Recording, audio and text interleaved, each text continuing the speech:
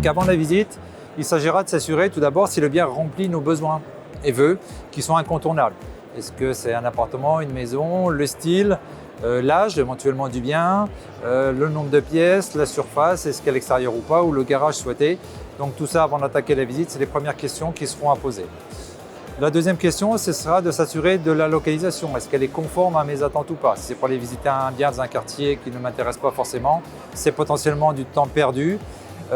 Pareil, avoir une attention particulière sur le secteur même plus défini qu'un quartier, parce que des fois d'une rue à l'autre, on est sur une ambiance complètement différente et en fonction de ce qu'on recherche, ça peut être assez important. Sachant que sur la localisation, on n'aura pas d'action possible. Donc à partir du moment où on va acheter un bien à un endroit précis, ben voilà, on va être un petit peu soumis au contexte où se trouve ce bien-là, contrairement à l'état du bien où là on peut faire des travaux, l'aménager, le transformer pour qu'il corresponde à nos choix. Donc la localisation est vraiment primordiale. Le deuxième série de questions qu'on va pouvoir se poser, c'est pendant la visite. Alors pendant une visite, ce que je conseille toujours, c'est d'utiliser un petit peu tous ses sens, que ce soit la vue, l'odorat, le toucher, parfois l'ouïe. Ça nous permet de percevoir un petit peu la maison, est-ce qu'on s'y sent bien ou pas?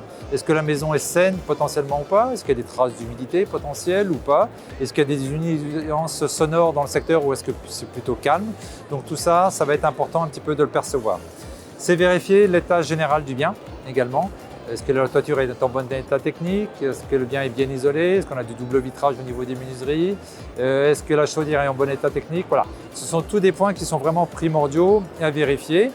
Prendre connaissance des diagnostics également qui ont été établis sur le bien, à savoir au niveau de la consommation énergétique, est-ce que c'est un bien qui est énergivore ou pas? Et puis vérifier, est-ce qu'on a de l'amiante éventuellement dans le bien? Est-ce qu'il y a du plomb?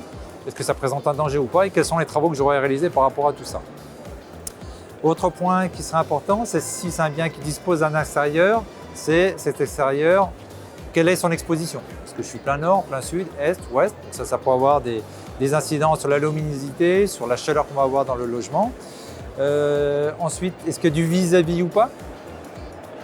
Et enfin, quelle est l'évolution possible de l'environnement du bien que je vais acheter?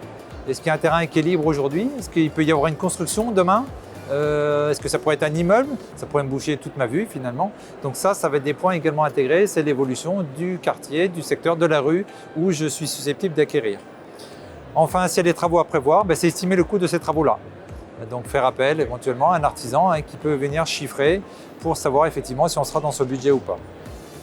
Autre question qu'on peut se poser, est-ce que le bien est en copropriété ou pas? Alors souvent quand on parle de copropriété, on pense aux appartements, mais il y a également des maisons qui sont parfois en copropriété avec des charges afférentes. Donc ça c'est important à étudier. Est-ce qu'il y a des servitudes éventuelles au niveau du bien? Est-ce qu'il y a une servitude de passage, une servitude de vue par exemple? Est-ce qu'il y a des travaux qui ont été effectués par le passé qui jouent sur l'apparence extérieure?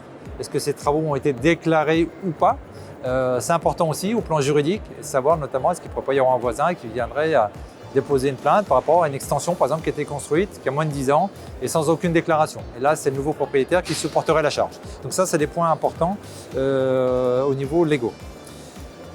Pendant la visite, on a fait un petit peu le tour. Après la visite, la question qui se pose, bien entendu, c'est de savoir est-ce que le bien répond à mes attentes? Est-ce que je m'y sens bien? Ça va être une priorité. Est-ce que la localisation me convient? Bien entendu. Et enfin, est-ce que le prix correspond bien à la valeur du bien? Est-ce que je ne suis pas en train de voir un bien qui est beaucoup trop cher par rapport au marché actuel? Donc ce sont toutes des étapes où il y a beaucoup de questions à se poser finalement, avant, pendant, après. Et l'accompagnement d'un professionnel, notamment un professionnel qui va vous accompagner dans le cadre de vos recherches, qui sera là donc pour vous soutenir, vous montrer les biens qui correspondent à vos critères de recherche, qui sera là pour vous conseiller.